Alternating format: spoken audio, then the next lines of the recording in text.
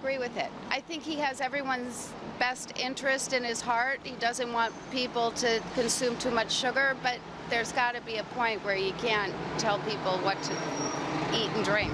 I agree with it. Obesity is such an important part of medical expense that I think it will extend all the way up to helping solve our budget problem. People should have enough sense to know that whether or not they're drinking too much sugar on their own.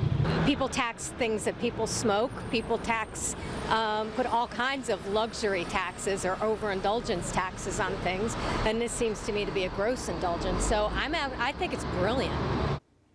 You know, I was on assignment last night, like that TV term, and in my absence, I know we had this debate last night, and poor Dominic was in the minority being attacked because he was backing up the mayor on this when we thought we'd recap it. And I got to tell you, you always know you got a good subject when you look in your inbox and you're flooded with reaction. That was the case with this issue.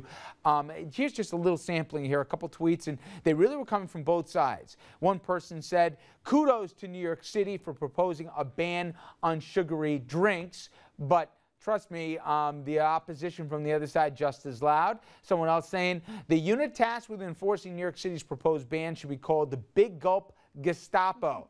Well, he tried to work a few G's into that, I guess. All right, let's bring in our panel here and get right into this.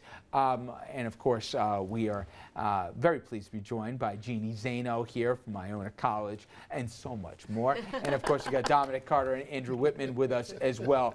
Dominic, I'm with you, right? I know Andrew and we had a really big debate in the morning before we left on this one.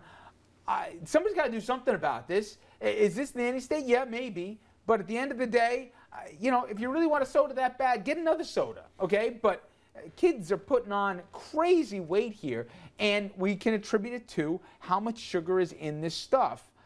I don't got a big problem with it. But it's not nanny state. If you know anything about Bloomberg's background and his billions, where he spends it, I believe it's your alma mater. It is. John Hopkins down in Baltimore. Bloomberg has been very involved in public health issues for years. Now, number one, the reason why I say this is a great idea, I understand the concern about a nanny state and so on, even though, again, I don't think that's what this is, Dean. What I know personally is that every night I have to inject insulin. Every day I have to take blood pressure pills. So I know what it's like to be a diabetic, and I know the impact of all the sugar that's in these drinks. It's not cute.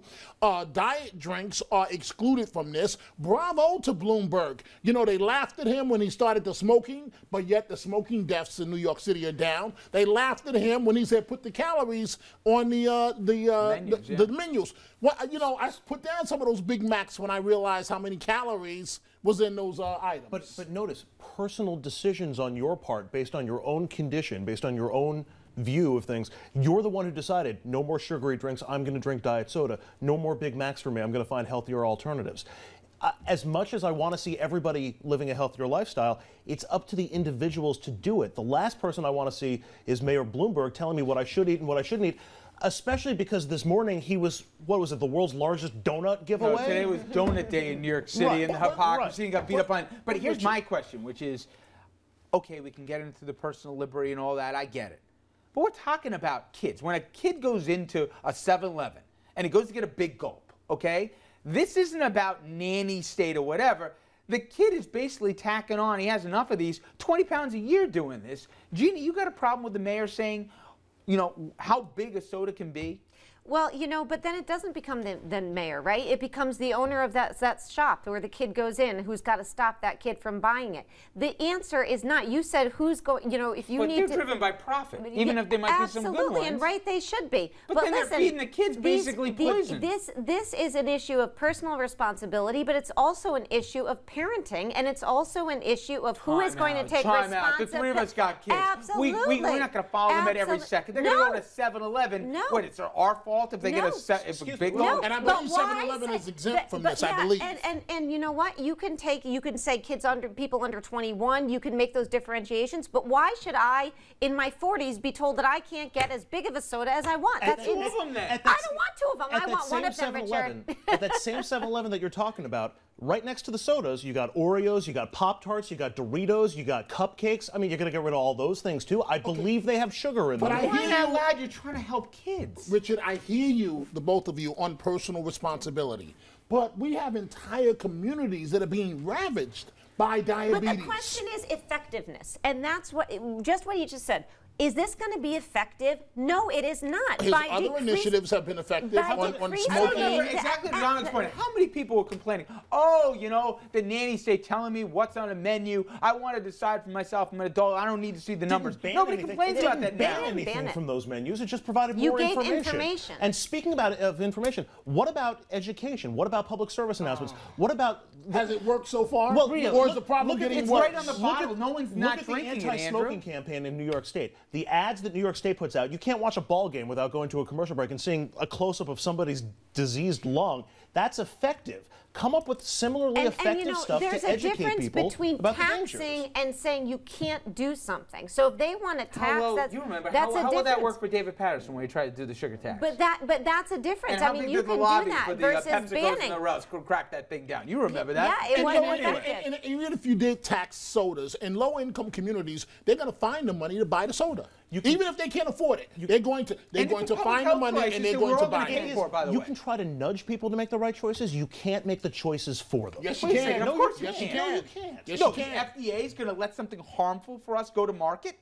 No, the FDA prevents happens more than you have a lot of faith in the FDA. No, the FDA, their job is to protect us. If we know there's something very harmful to us, hey, if I follow this logic, why don't we let kids smoke?